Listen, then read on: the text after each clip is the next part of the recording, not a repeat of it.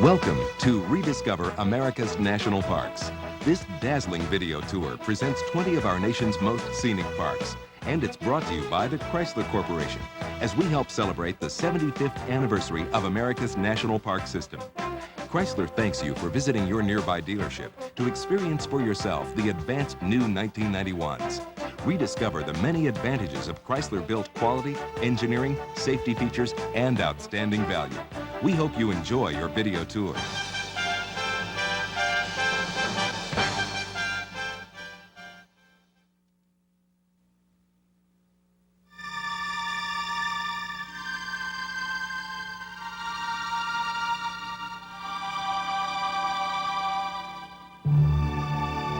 The splendors of America's national parks are the distilled essence of a nation.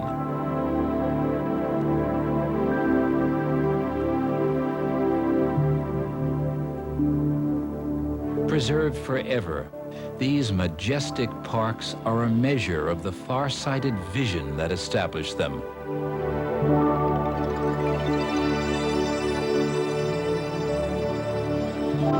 A park is more than pretty scenery, more than a postcard, for there is a story behind each of these national treasures.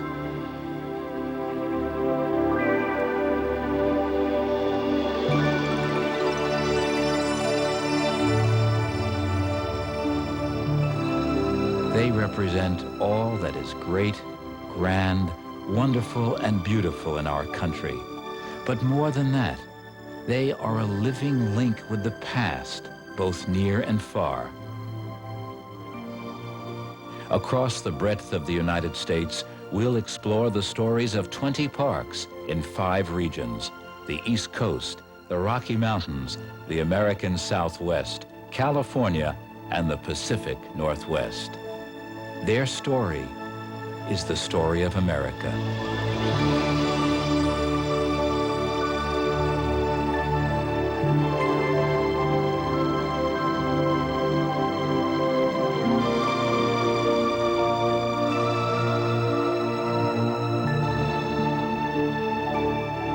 During and after the conquering of a continent, poets and philosophers, Emerson, Bryant, Thoreau, saw beauty in the natural world.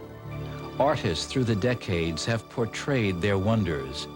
Their cry to preserve this landscape bore fruit with the establishment of the world's first national park, Yellowstone, in 1872. Today, that legacy lives on in the most extensive park system in the world. As the American philosopher Henry David Thoreau stated, "In wilderness is the preservation of the world."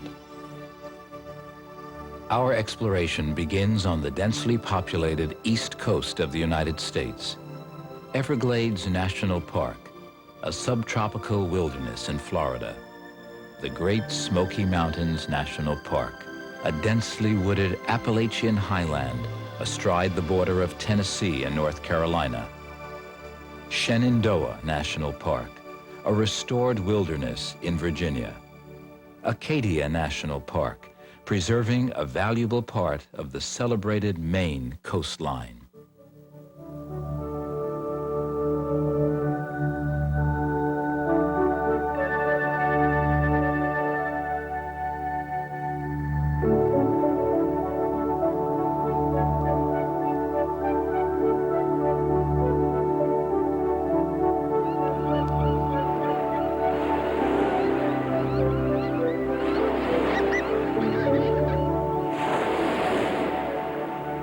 Here, sea meets shore. In a dramatic struggle, continually sculpting the Maine shoreline. At Popular Thunder Hole, waves assail the rocks with surging strength.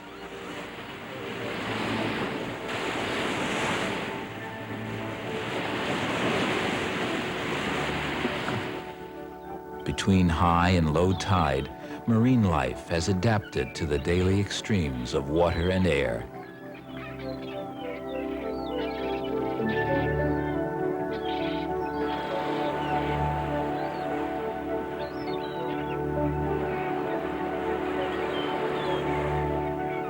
Atlantic sea winds caress this park, warming in winter and cooling in summer. At the water's edge is a lush, evergreen, and deciduous forest, carpeting all but the highest peaks. The geography of this land is a legacy of the Ice Age. About 20,000 years ago, a massive wall of ice between 8,000 and 9,000 feet thick ground away the granite tops of the mountains and plowed out the valleys, leaving behind ponds, lakes, and the East's only fjord.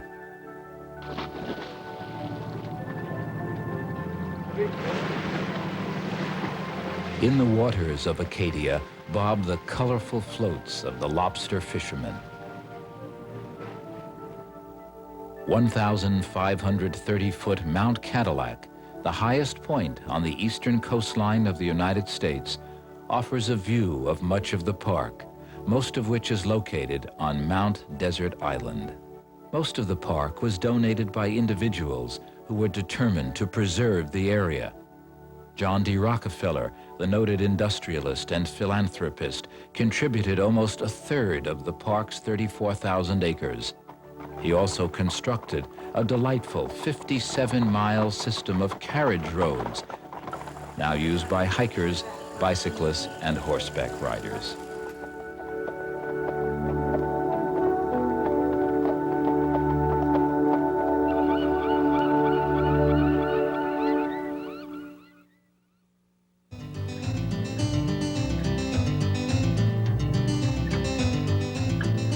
At Shenandoah National Park, a thin ribbon of highway meanders down the back of the Appalachian Mountains, the Skyline Drive. To the east, the Piedmont. To the west, the Shenandoah Valley.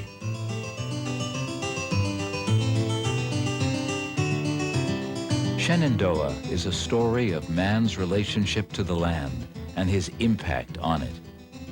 Native Americans used the land lightly. Their fires may have created the open expanse we call Big Meadow. Here they hunted white-tailed deer, which still roam and enjoy the lush growth of the area.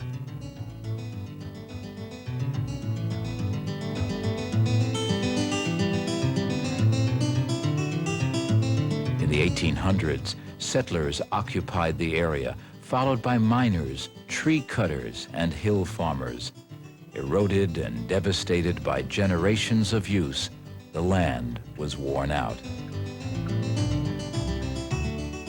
Unlike Western parks, which were created out of existing federal lands, this park was purchased by the people and the state of Virginia, then presented to the U.S. government.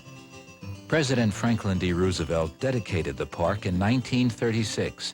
And so, my friends, I now take great pleasure in dedicating Shenandoah National Park, of dedicating it to this and to succeeding generations of Americans for the recreation and for the recreation which we find here.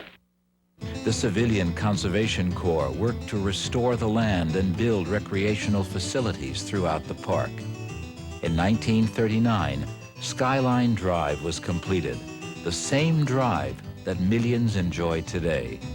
It runs 105 miles down the spine of the Blue Ridge. Off each side of the ridge, trails lead into forests, punctuated with the sound of brooks, streams, cascades, and waterfalls.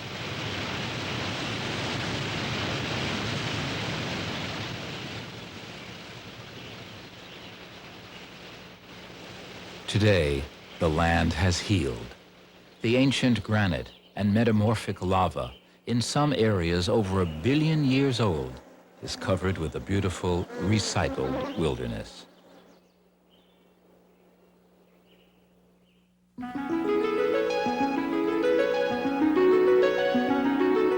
The perpetually clinging mists and fog give a smoky appearance to this region, the namesake of the Great Smoky Mountains National Park.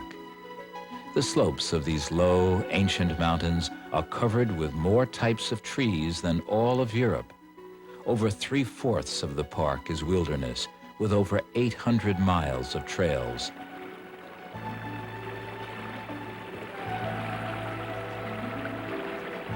The survival of this wilderness land is remarkable. There are two stories here. One, the story of the land, and the other, the story of the people who lived here. Within the park are open fields, pioneer homesteads, and little frame churches, such as at Cades Cove, where the mountain people lived and worshiped. When they died, they were laid to rest in the church graveyards. A persistent people, through determination, they carved out a way of life still followed by hill people in Appalachia. While the Indians had little impact on the land, the newcomers changed it. In the early 19th century, the forest was vanishing. Agriculture, logging, and mining all but ruined the land. Yet, remarkably, over 40% of the original forest in the park is uncut and pristine, much as the Cherokee Indians knew the land. Today, the pioneers are gone, the wagon trains silent, replaced by modern-day travelers in search of a wilderness experience. Each year, they come in increasing numbers, over 10 million of them. Every car must cross the two-lane mountain road between Gatlinburg and Cherokee. This flood of visitors presents a challenge to the National Park Service, for it must balance the need to see and the need of the land to be preserved.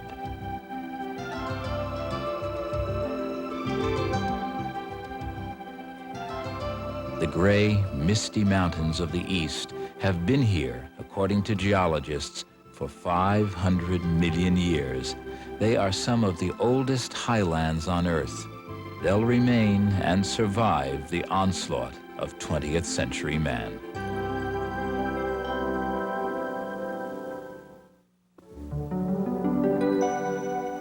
In contrast to the rugged mountains of the Smokies are the flatlands of Everglades National Park in Florida, the largest subtropical wilderness in America.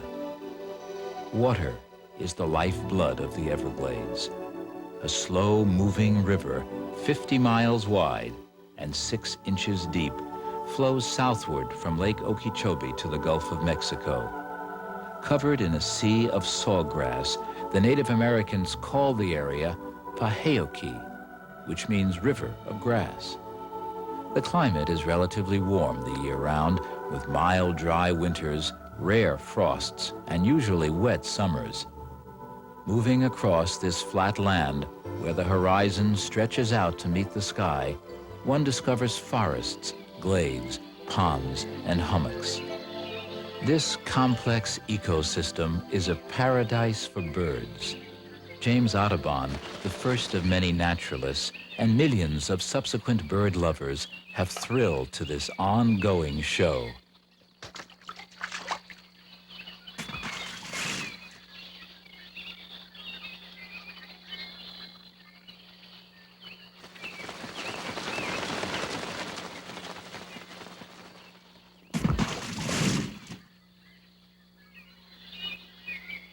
This anhinga must dry its wings after flight, for it lacks oils needed to resist waterlogged feathers. A graceful heron carefully stalks a small fish.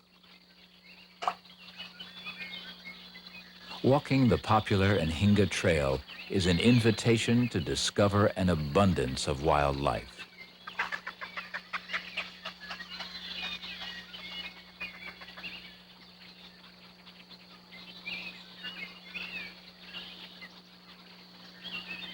A very important part of this complex ecosystem, the alligator almost lost its battle with hunters. But protected since the 1960s, the alligator populations have recovered dramatically. The preservation of wildlife is a continuing challenge facing the Everglades. Another concern is the dredging and diversion of the fresh water sources of the Everglades. The Everglades ecosystem is dependent on water, a resource that is shared with an urban population of over 3 million and a large agriculture industry. In the Everglades, life hangs in the balance. But for now, as they have for eons, flocks of birds cross the evening sky in waves.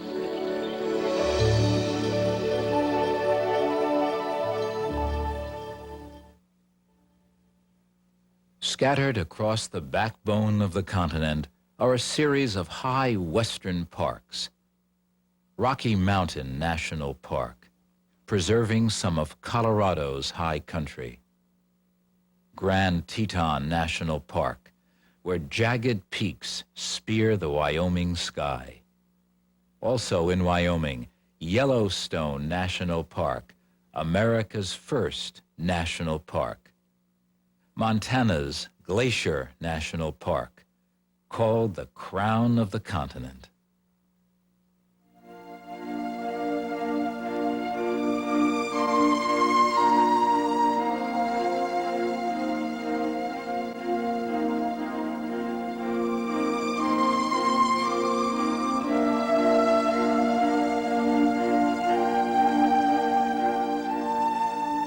Where the Rocky Mountains touch the Canadian border, the land is rugged, high, and spectacular.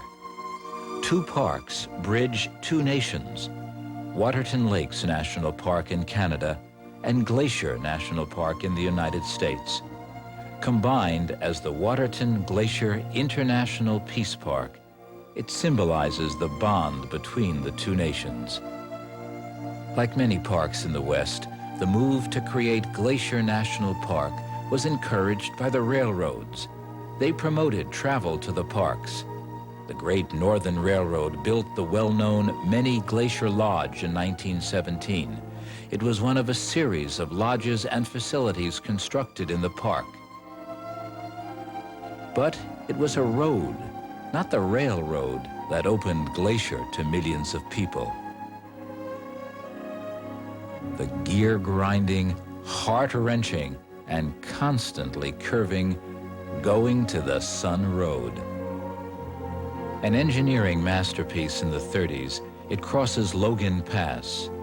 A road with more than sweeping vistas, it's an open text for the student of natural history.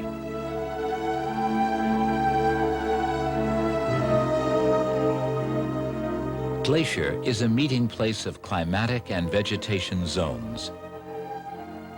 To the west, forests which resemble those of the Pacific Northwest. In the center, the high alpine tundra. And to the east, the prairie grasslands.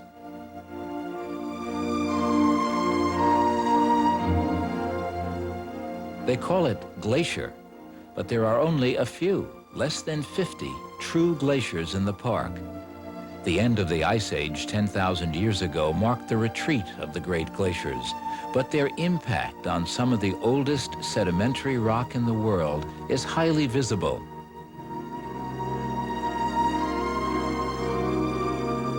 Across this diverse landscape, many species of wildlife occupy special niches.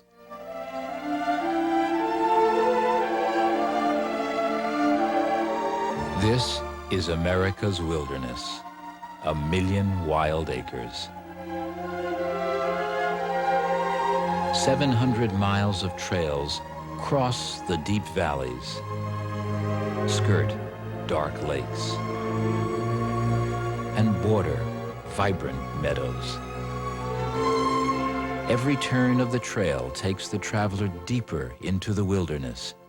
Even a day hike a few miles off a main road evokes a special sense of tranquility and peace.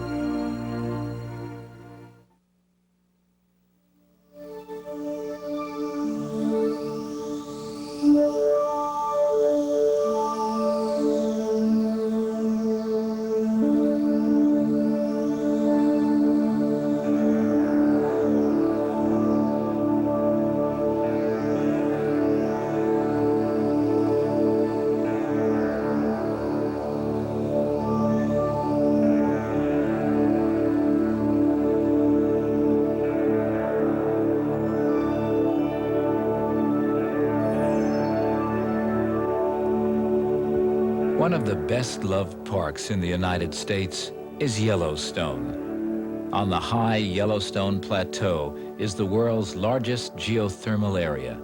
It includes half of the world's geysers.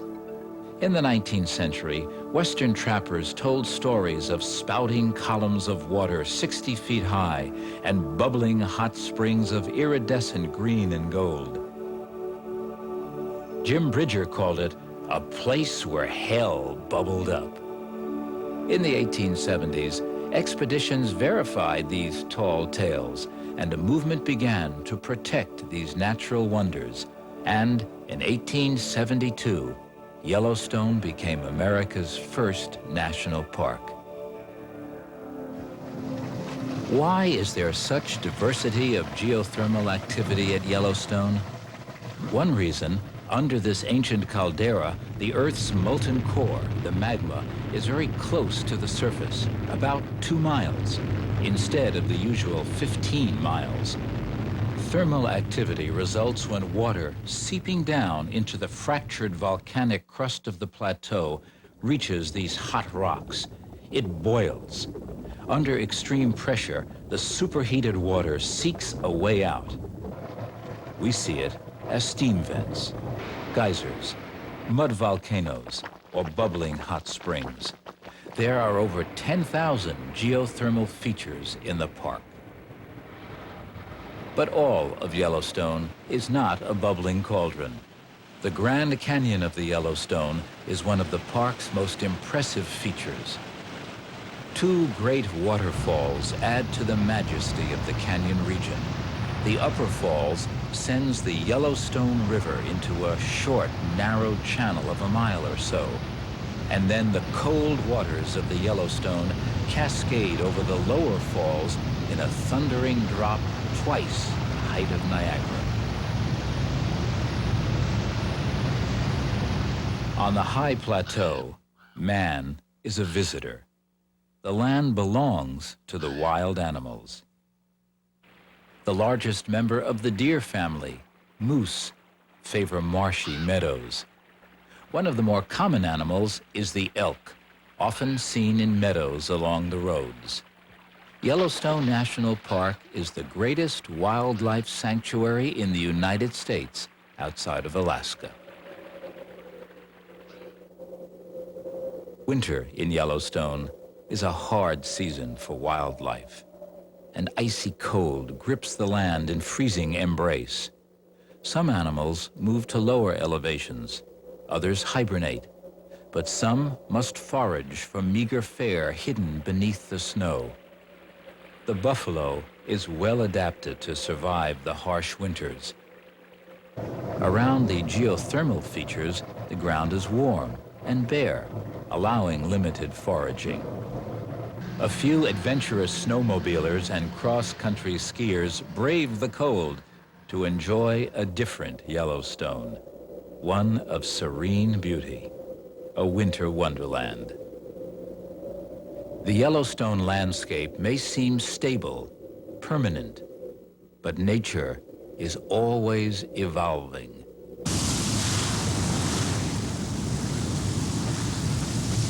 In 1988, a series of major wildfires swept across the Yellowstone. The news media described it as a disaster, but few animals died.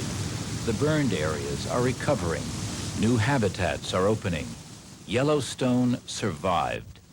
Historically, fire has been a natural agent of change in Yellowstone. Perhaps the greatest danger from the fire came to buildings such as the Old Faithful Inn, one of the largest log buildings in the world. But the inn, like most buildings in the park, was saved by firefighters. Nearby, the symbol of this park, Old Faithful, lives up to its name with a spectacular show, which is reasonably faithful. The eruption is intermittent, between 30 to 90 minutes apart, but averaging every 75 minutes. Another impressive sight is Mammoth Hot Springs, where water trickles down row after row of delicately colored terraces of travertine. The terrace rims grow upward, eventually breaking, and the waters flow down and out to form new terraces. The colors in the pools come from algae. Yellowstone is more than scenic wonders. It's a monument to the far-sighted conservationists who preserved a primitive bit of America, then went on to develop a philosophy that spread to other parts of the world.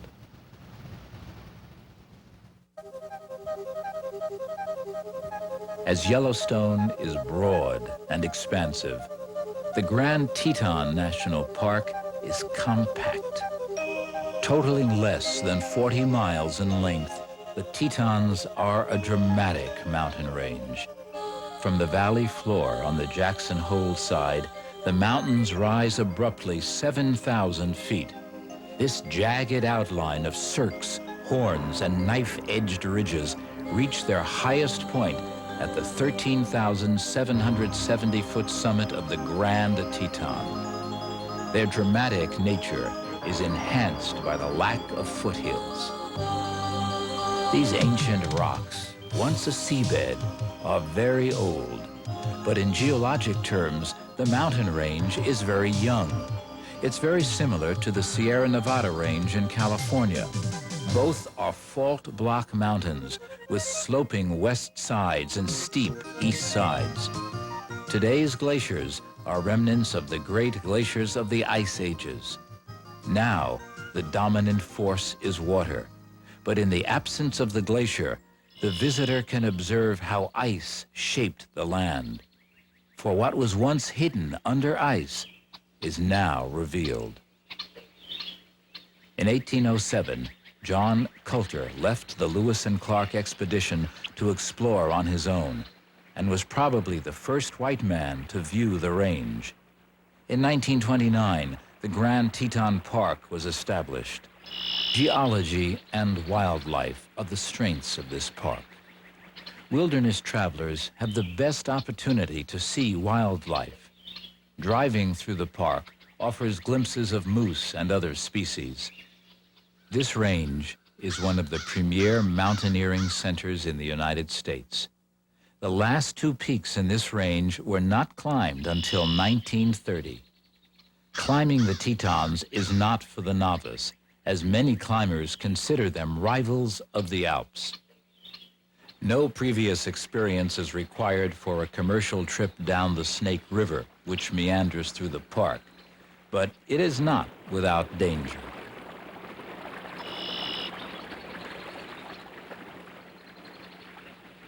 The Rockefeller Parkway presents classic views of the mountains and the Snake River that have become favorites with photographers from around the world. Each passing hour offers light changes, from somber to joyful.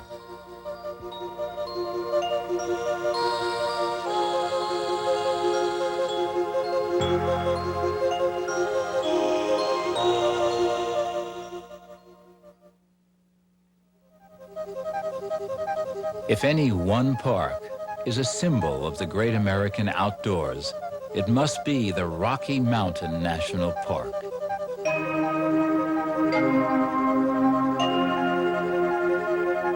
This high land, with 18 peaks over 13,000 feet, sits astride the Continental Divide. The most lofty is Long's Peak, whose summit rises to 14,255 feet.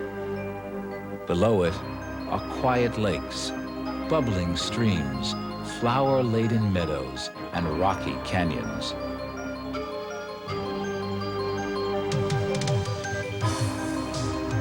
The park is only 2 hours from Denver, and each year 3 million people visit the park. Only its ruggedness prevents it from being overrun with people. Much of its greatness can be viewed from Trail Ridge Road, which reaches an altitude of 12,183 feet and is above tree line for 11 miles, making it the highest through road in North America. It makes the alpine tundra accessible to all. The few small glaciers that remain in the park are reminders that glaciation formed this park. There are U-shaped valleys and great rock amphitheaters and moraines. Cool mountain lakes and streams provide a place for wildlife to drink and visitors to enjoy the beauty.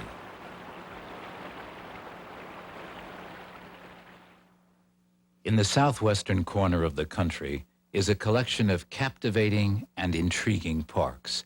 3 of the national parks are in southern Utah: Zion National Park, a canyon oasis in the desert; Bryce Canyon National Park, a stunning assortment of standing geological giants; Arches National Park, with more than 600 arches. In Colorado, Mesa Verde National Park, home of the pre-Columbian dwellings of the vanished Anasazi. In the southeastern corner of New Mexico, Carlsbad Caverns National Park, and its dazzling display of stalactites and stalagmites. And the best known of these parks, Grand Canyon National Park in Arizona. Nothing prepares the visitor for a first encounter with the gaping chasm called the Grand Canyon.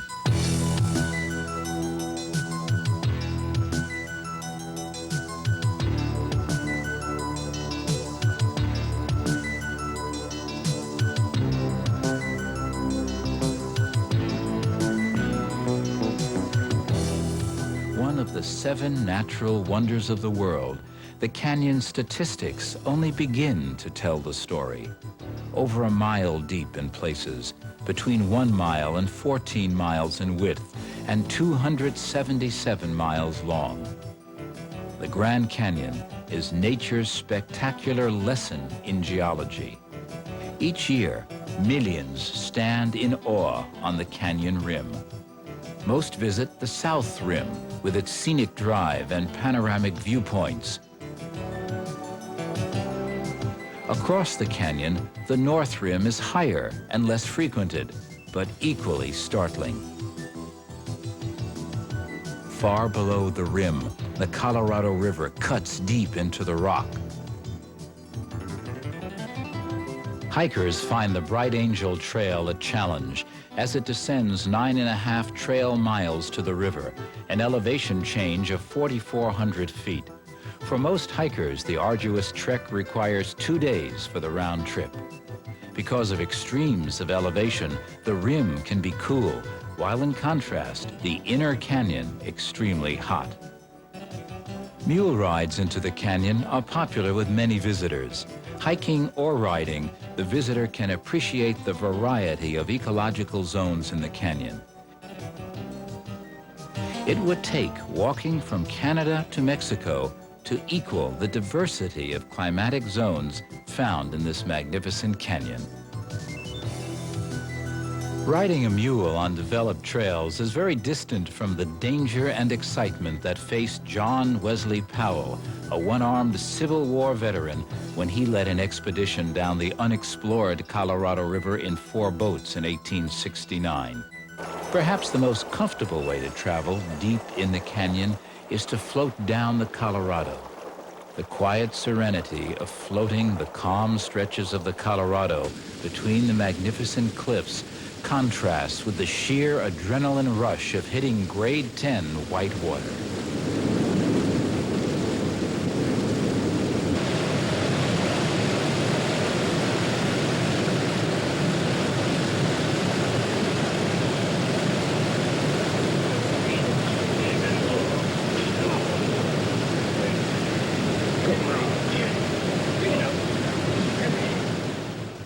For over 5 million years, the river has cut deeply into the layers of ancient rock, the oldest dating back 1.7 billion years.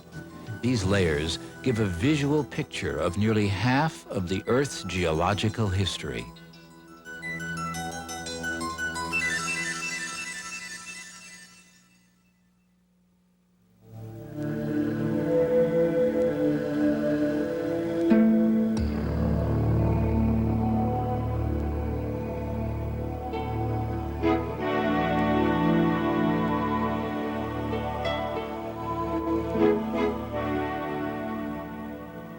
With towering walls that reach toward the sky, Zion National Park is a canyon to remember.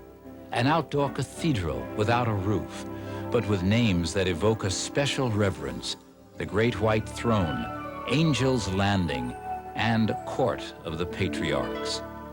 If the rocks of the Grand Canyon represent the most ancient of rocks in the Grand Staircase, as the slice of history running through Grand Canyon, Zion, and Bryce Canyon National Parks is called, then the rocks of Zion are in the middle, steps representing about 35 million years of changing conditions that began 225 million years ago. Softly dripping, quietly running, and deeply cutting, water was, and still is, the creator of this landscape. For over 13 million years, the Virgin River has been cutting its way through rising land, revealing layer after layer of rock formations. Each side of the canyon, a mirror image of the other. Each layer, a story of Earth's formation and change. For a driving adventure, the Zion-Mount Carmel Highway, completed in 1930, traverses steep terrain and runs through a tunnel blasted parallel to the rock face. While you cannot stop driving through the tunnel, a few windows allow a quick look out. You can drive into the main canyon, but to fully sense its grandeur, you must walk. Perhaps up to the Weeping Wall, through the Narrows, where wading is a necessity. In places, the Narrows of the Virgin River are only 20 feet wide and 1,200 feet deep. Or for the really adventurous, to the top of Angel's Landing for an eagle's view of the main canyon. Most visitors explore the well-known main canyon, but in the western part of the park is an equally intriguing area where erosion has formed the finger canyons of the Kolob. Deep in this canyon country is a great arch, depending upon measuring systems, the world's largest arch, with a span that measures 310 feet. Kolob Arch, a magnificent symbol of this beautiful, varied, and diverse park.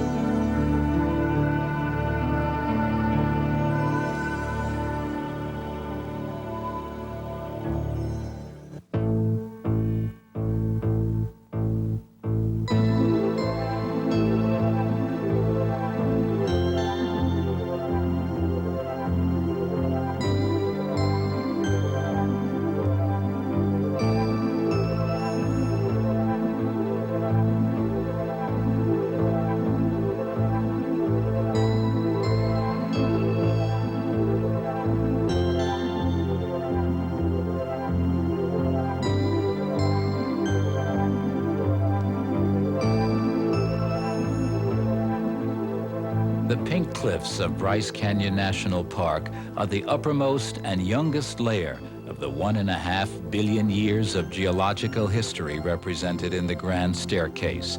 These rocks were deposited between 50 to 70 million years ago.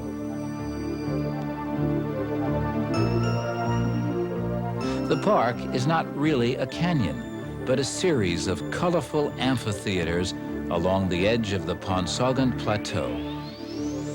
The area was named for an early Mormon settler, Ebenezer Bryce, who had a more practical observation of the area. He said the canyon was a hell of a place to lose a cow. The Paiute Indians described the area as red rocks standing like men in a bowl-shaped canyon. Minerals in the cliffs create the color. Lavenders and blues come from the manganese oxide, and reds and pinks from iron oxides. Water shapes this land. Repeated freezing and thawing carve out formations. Rain and runoff from hundreds of small streams cut into the ground. Over centuries of time, formations such as Thor's hammer, the hunter, and the natural bridge will disappear, and as time passes, unique new formations will arise to replace them.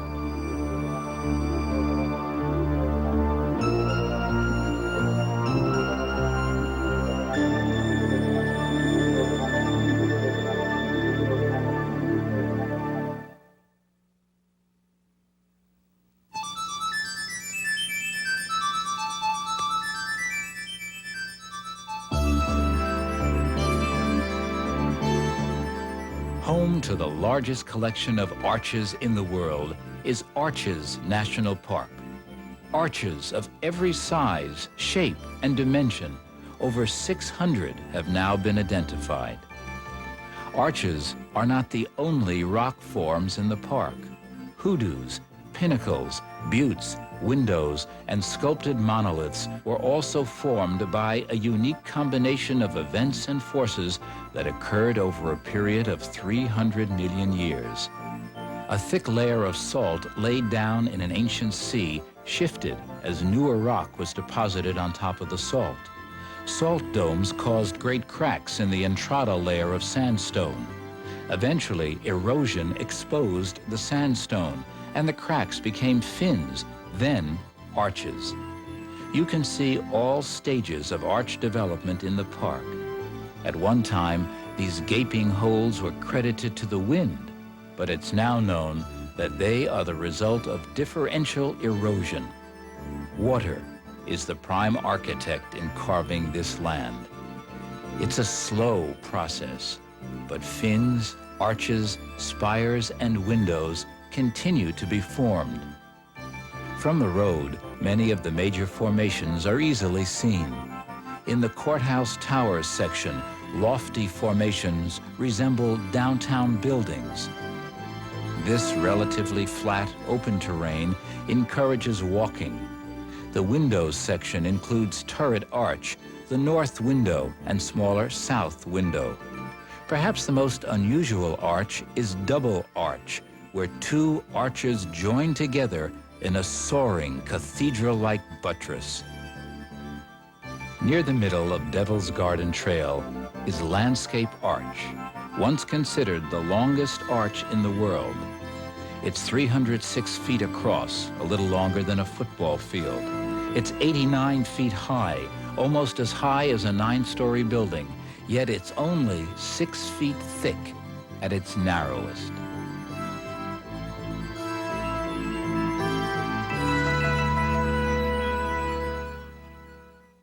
On a high, dry plateau, the trickling of water has carved out Carlsbad Caverns in the limestone. An early cowboy guano miner, Jim White, is credited with initially exploring them. He led early National Geographic expeditions that revealed the beauty of the caverns to the world. The first visitors descended in a guano bucket.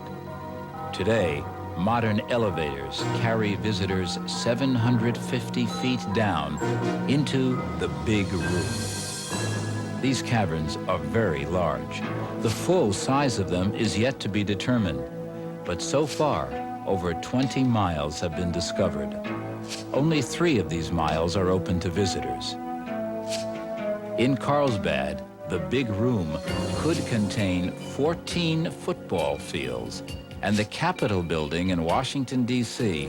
could sit in one corner. The rooms are a constant 56 degrees and are unaffected by the outside temperature. The stalagmites growing from the floor up and the stalactites grown from the ceiling down were created after countless years by the slow drip after drip of water carrying dissolved calcium carbonate. The water evaporates, leaving the mineral deposits. One estimate indicates that it requires 750 years to add 1 inch.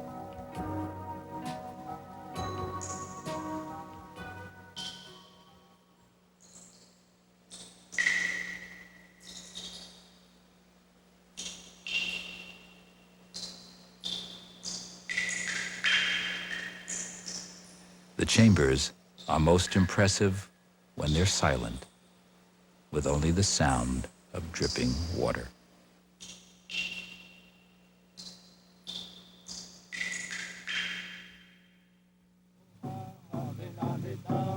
The stories told in the parks of the Southwest include not only the treasured record preserved in stone, but also the record of ancient men who lived here, such as those who inhabited Mesa Verde National Park.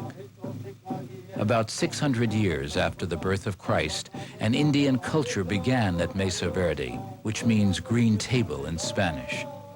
It flourished. First, they built pit homes, then more elaborate pueblos on the mesa tops. They grew corn, became potters.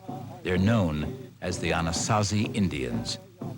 Eventually, they left the mesa tops to build elaborate cliff dwellings. Some stand 3 stories high and contain more than 50 rooms. Sacred kivas for religious and ritual ceremonies were built below the courtyards. More than 700 years after its abandonment, Cliff Palace remains an impressive monument to the skills of its builders and the flourishing culture they established. But there's a mystery here that scientists and archaeologists are still unraveling. Why did they leave these cliff homes? And where did they go? One theory suggests that the inhabitants depleted their environment, and a 23-year drought and subsequent bad harvests forced the Anasazi to move to Arizona and New Mexico at the end of the 13th century. Established in 1906 to preserve the archaeological finds, it's the only national park set aside for the works of man. Tucked away in the northwestern corner of the United States is a set of picturesque mountain parks. Southern Oregon hosts the deep blue waters of Crater Lake National Park. Central Washington's snow-capped Mount Ranier National Park. Along the Washington coast is the Olympic National Park, a multifaceted wilderness. With its many peaks which jut up from the forest to snow-capped summits, the North Cascades National Park in northern Washington has been called the American Alps.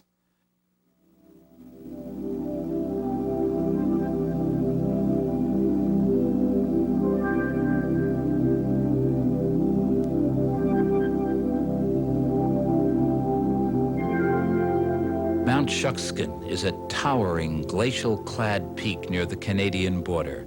Seen from the slopes of Mount Baker, it dominates the eastern horizon, hanging over the sea of mountains that is the North Cascades. This rugged typography is a result of massive glaciers that carved out a complex of peaks. They're not high, many are only 7,000 or 8,000 feet in elevation, but their steep-sided walls dropping into deep valleys give the impression of great height. The 300 glaciers in the park are sustained by the moisture-carrying clouds of the Pacific. As they cross the mountains, they drop tremendous amounts of snow during the winter months. The east side of the mountains lie in a rain shadow, and the land is much more open and dry. From lush forests and snow-capped peaks to sunny meadows and bare-rocked peaks, this is a park of contrasts. Some of the best views of the park come from the North Cascades Highway, which leads through the large recreation area administered by the Park Service. Ross Lake is part of that recreational area.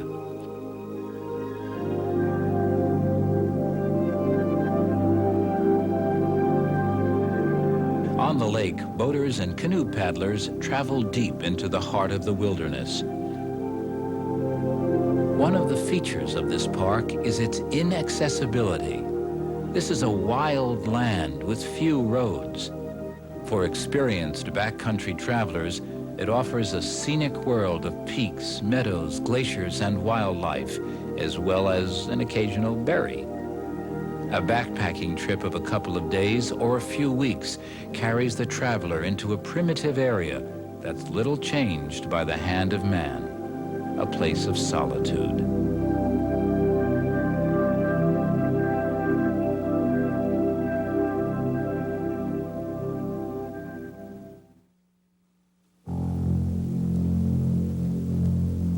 The mammoth peak of Mount Ranier towers 14,411 feet over Mount Ranier National Park. For the residents of Seattle and other Puget Sound communities, it's simply the mountain, dominating their skyline on a clear day.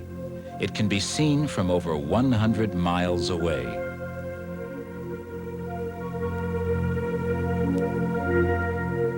An approach by air gives a feeling for the immense size of the mountain, which is quite young in geologic terms. During the last major glacial age, just 10,000 years ago, the movement of ice was far below the present park boundaries. No less than 25 named glaciers surround the summit, an expanse of ice covering 35 square miles. This silent land is punctuated by the creaking of ice as it slowly inches down the mountainside. During winter, the heavy precipitation at Paradise leaves a snowpack of 30 feet that renews the glaciers each year. The flowing rivers of ice carry rocks and debris that they deposit on the lower slopes. At Paradise, an entire season unfolds in its alpine meadows.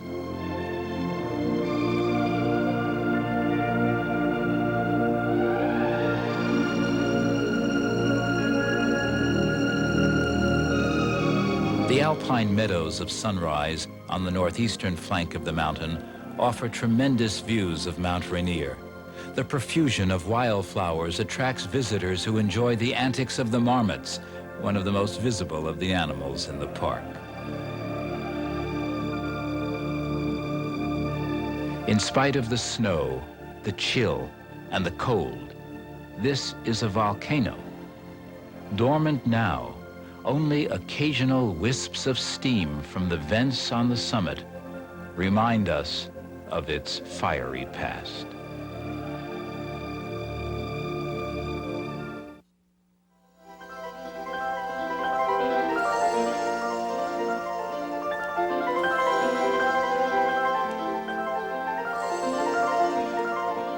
Sitting atop the Cascade Range is one of the deepest and most beautiful lakes in the world, Crater Lake. It's not actually a crater, but a huge caldera which was created by the collapse of Mount Mazama. In geologic time, it happened very recently. Just under 7,000 years ago, the Indians of the area witnessed the creation of the lake. The events were included in their legends, and modern scientists have confirmed the stories that have entered their folklore.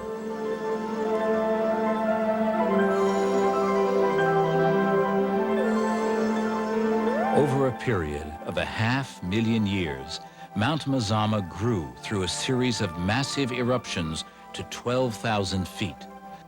Then, in a climactic eruption that was 40 times greater than the 1980 Mount St. Helens eruption, it scattered ash over 350,000 square miles. The emptied volcano could not support itself. It collapsed. In its place, an immense depression some 6 miles across and 4,000 feet deep. Slowly, water filled the caldera to its present depth of 1,932 feet. Part of the uniqueness of Crater Lake is its altitude. The surface of the lake is 6,176 feet above sea level. For a close-up look at the lake, the boat tour. For 2 hours, the boat circles the inside of the crater. It'll stop once at Wizard Island. The island is a cinder cone, which was formed during lingering volcanic activity after the collapse. This lake is very clean. With few impurities, sunlight can travel deep into the water. First, the reds, yellows, and other colors of the spectrum are absorbed, and then only the deepest blue is left to be scattered back to the surface. No picture or video does justice to the blue color of Crater Lake.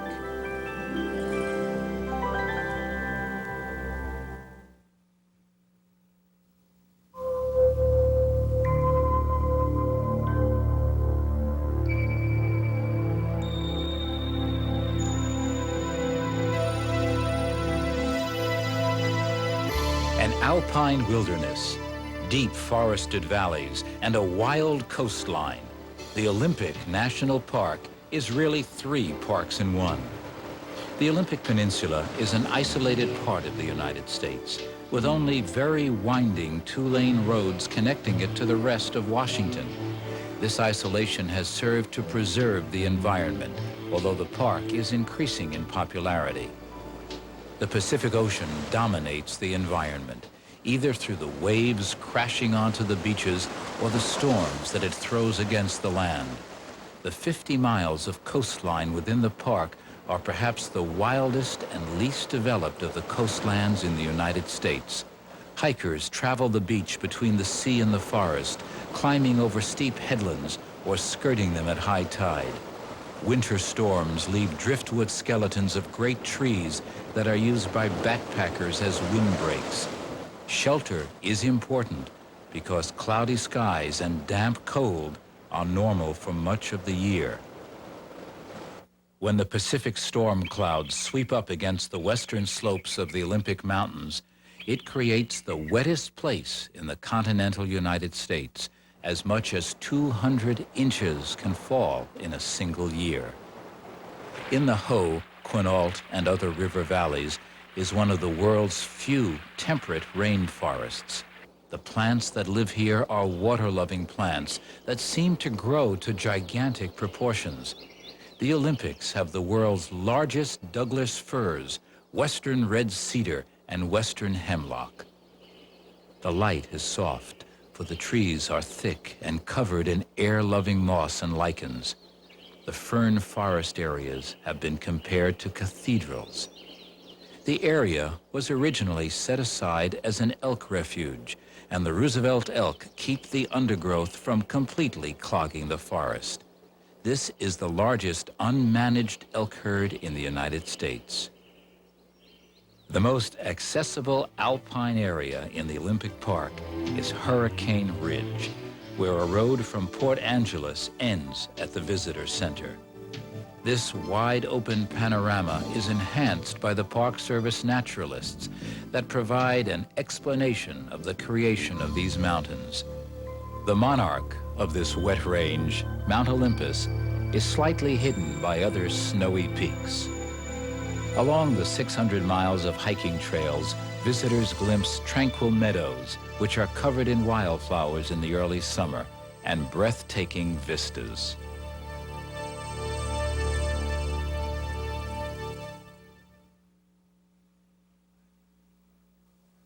Our last 2 parks are found in California. Yosemite National Park, with its famous glacial valley in the Sierra Nevada mountains, and the world's tallest trees soaring into the coastal fog in Redwoods National Park.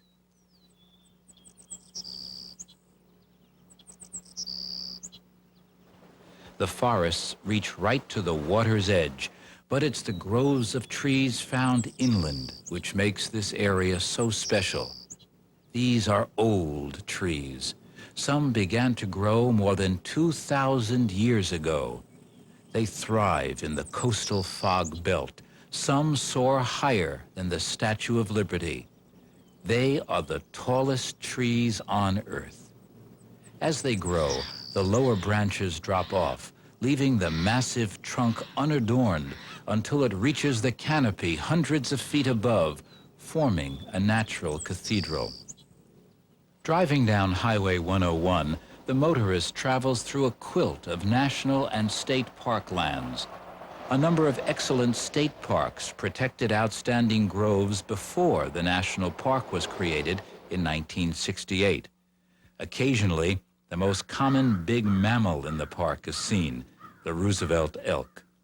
In 1978, the park, after much political controversy, was expanded to include an area in the south to protect the tallest trees in the world. No road accesses these trees, so visitors must take a Park Service shuttle, then walk almost 1.5 miles to the bend in Redwood Creek where the trees stand. Walking up to the base of the tallest tree gives some indication of its greatness. It towers over 367 feet. It has no known diseases, and insects cause no great damage.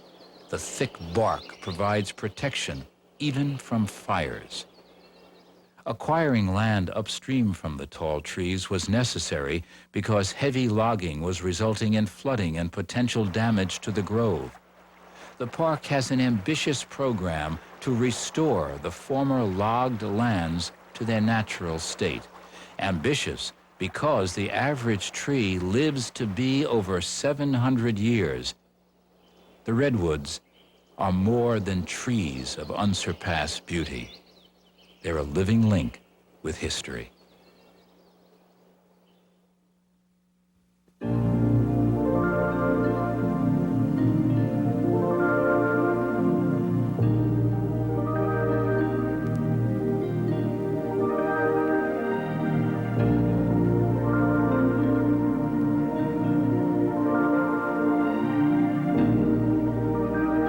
The uniqueness of Yosemite Valley is not the sole attraction of Yosemite National Park, which covers almost 1,200 square miles of the Sierra Nevada. Outside the valley are vast wild areas of high country wilderness, a land of lakes, small meadows, bubbling streams, and bare glacial carved peaks. The park doesn't close during the winter, although the number of visitors declines. Cross-country skiers and snowshoers can explore the back country. It's more difficult covering the 700 miles of trail within the park, but just as rewarding, for the views in winter can rival those of summer. It was the cold of the long winters during the ice ages which formed the canyon. The glaciers broadened the canyon of the Merced River to form the classical U-shaped valley and rounded the harder rocks to domes. El Capitan, its walls towering 3,600 feet, is said to be the largest block of granite on Earth. Climbers from around the world test their skills on the sheer rock walls. Down these glacial sculpted rocks thunder some of the world's most spectacular waterfalls. Upper Yosemite drops 1,430 feet to a ledge, and then an additional drop of 1,000 feet to the valley floor, making it the highest on the continent. The falls are fullest in the spring.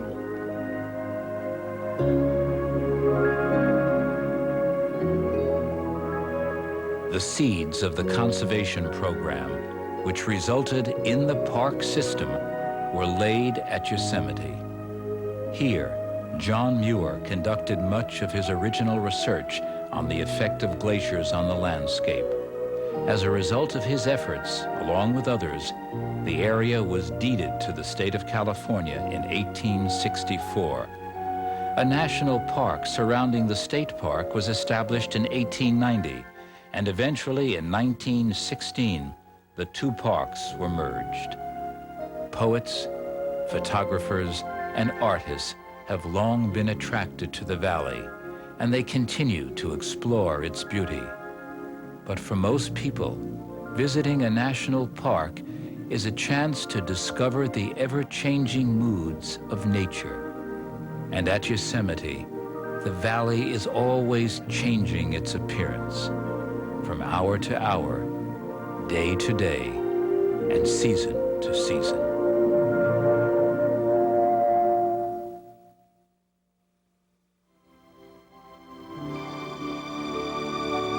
The foresight of the visionaries who promoted the development of parks is now shared by millions. A commitment to national parks is not an easy commitment. Yet few Americans would change the strict protectionism that has preserved these national treasures that stretch from border to border and coast to coast. Our national parks are truly America the Beautiful. They are wonders to behold and enjoy.